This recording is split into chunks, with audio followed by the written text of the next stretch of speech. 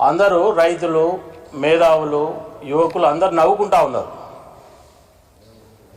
Congress party అధికారం కోసం ఎన్నికల్లో లబ్ధి పొందేందుకు రైతుల కోసం అనేక హామీలు ఇచ్చింది. రైతు భరోసా పేరుతోటి 15,000, రైతు బీమా, సన్న వడ్లకు, దొడ్డు వడ్లకు బోనస్, అలాగే రుణమాఫీ, ఎన్నో హామీలు ఇచ్చి ఇలా ఓట్లను దండుకొని అధికారంలోకి వచ్చిన తర్వాత మరి రేవంత్ రెడ్డి గారు, కాంగ్రెస్ పార్టీ ప్రభుత్వం ఈ తెలంగాణ ప్రాంత రైతాంగానికి మోసం చేసింది. ఏదో అన్నట్టుంది, కొండను తవ్వేట ఎలుకను పట్టినట్టున్నది ఇప్పుడు రేవంత్ రెడ్డి గారి యొక్క నిర్ణయాలు. ఎన్నికల ముందు బ్రహ్మాండంగా చెప్పిండు, ఇప్పుడు తీసుకుంటే 10,000, రేపు డిసెంబర్ 9 ద్వారా తీసుకుంటే 15,000, ఇప్పుడే వెళ్ళి బ్యాంకులో రుణమాఫీ కట్టండి, మీరు ఇప్పుడు తీసుకుంటే 1,00,000, రేపు తీసుకుంటే 2 లక్షల రుణమాఫీ చేస్తామని ఇట్లా అనేక హామీలు ఇచ్చి మరి కాంగ్రెస్ పార్టీ ప్రభుత్వం, రేవంత్ రెడ్డి గారు మరోసారి తెలంగాణ ప్రాంత ప్రజలను మోసం చేయడం జరిగింది. ఇవాళ రేవంత్ రెడ్డి గారు వరంగల్ జిల్లాలోనే రైతు డిక్లరేషన్ పేరుతోటి మరి ఇక్కడ పెద్ద బహిరంగ సభ పెట్టి ఇవన్నీ డిక్లేర్ చేసిండు. నిజంగా ఎన్నికల ముందు ఇన్ని హామీలు ఇచ్చి ఆ హామీలను నెరవేర్చకుండా మోసం చేసినటువంటి కాంగ్రెస్ పార్టీ ప్రభుత్వాన్ని, అలాగే క్యాబినెట్ పైన, అలాగే రేవంత్ రెడ్డి పైన చీటింగ్ కేసు నమోదు చేయాల్సినటువంటి బాధ్యత మేము బీఆర్ఎస్ పార్టీగా తీసుకుంటాం. ఇంతకుముందే పెద్దలు సుదర్శన్ రెడ్డి గారు చెప్పారు, మేము డెఫినెట్గా పోలీస్ స్టేషన్లో కంప్లైంట్ చేస్తాం. మరి వారి మీద 100% చీటింగ్ కేసు రిజిస్టర్ చేయడానికి అనేక ఆధారాలు కూడా ఉన్నాయి. ఇవాళ మరి కేసీఆర్ నాయకత్వంలో తెలంగాణ తెచ్చుకున్న తర్వాత వ్యవసాయం బాగుండాలంటే ఏ నిర్ణయాలు తీసుకోవాలి? రైతుకు పెట్టుబడి సాయం కావాలి.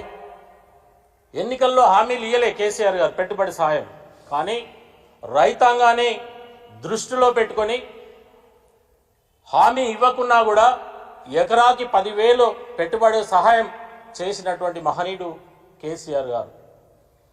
అలాగే మరి వ్యవసాయం బాగుండాలంటే పెట్టుబడితో పాటు సాగునీరు కావాలి.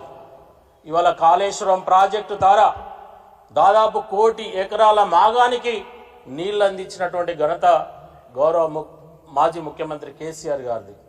ఇలా కాళేశ్వరం ప్రాజెక్టుపై బురద జల్లి తెలంగాణ రైతాంగానికి పంటలు ఎండబెట్టేటువంటి పరిస్థితికి మరి రేవంత్ రెడ్డి గారు తీసుకువస్తా ఉన్నారు. రైతుల కేసీఆర్ మీద కోపంతో రైతాంగానికి మరి నీళ్లు ఇవ్వకుండా మోసం చేయవద్దని ఈ సందర్భంగా వారిని డిమాండ్ చేస్తూ ఉన్నాను.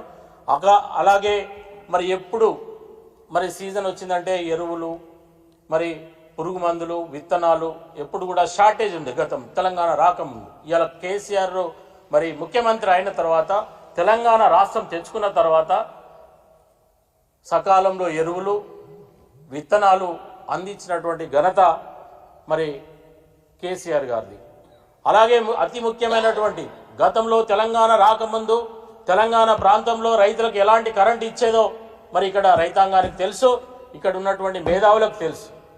అప్పుడు కరెంటు ఉంటే ఆశ్చర్యం, ఈరోజు కరెంటు పోతే ఆశ్చర్యం. ఎందుకు అంటే కేసీఆర్ ఎన్నికల హామీలో రైతాంగానికి 24 గంటల కరెంట్ ఇస్తామని 6 నెలల లోపే మరి ఈరోజు రైతాంగానికి 24 అవర్స్ కరెంట్ ఇచ్చినటువంటి మహనీయుడు మరి కేసీఆర్ అనే విషయాన్ని ఈ సందర్భంగా తెలియజేస్తా ఉన్నాం. ఇలా తెలంగాణ ప్రాంతంలో వ్యవసాయానికి మరి సాగునీరుతో పాటు, పెట్టుబడితో పాటు, అలాగే 24 గంటల కరెంటును, నాణ్యమైన కరెంటును ఇచ్చినటువంటి ఘనత మరి కేసీఆర్ గారిది. అలాంటి సందర్భాన్ని అన్నీ కూడా తుంగలో తొక్కి ఇలా రైతాంగానికి మోసం చేస్తున్న రేవంత్ రెడ్డి గారి సర్కార్కు బుద్ధి చెప్పాల్సినటువంటి బాధ్యత తెలంగాణ రైతాంగ పైన ఉందని మీ ద్వారా రైతులను కోరుతా ఉన్నా.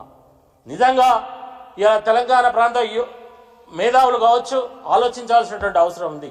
ఇలా తెలంగాణ ప్రాంతంలో రైతులందరూ కూడా గ్రామాలలో ఉన్నటువంటి కాంగ్రెస్ పార్టీ నాయకులు కావచ్చు, ఎమ్మెల్యేలు కావచ్చు, ఎమ్మెల్సీలు కావచ్చు, మంత్రులు కావచ్చు, ఎవరినైనా గ్రామాలలో తిరగనియద్దని మీ ద్వారా తెలంగాణ ప్రాంత రైతాంగానికి విజ్ఞప్తి చేస్తా ఉన్నాను.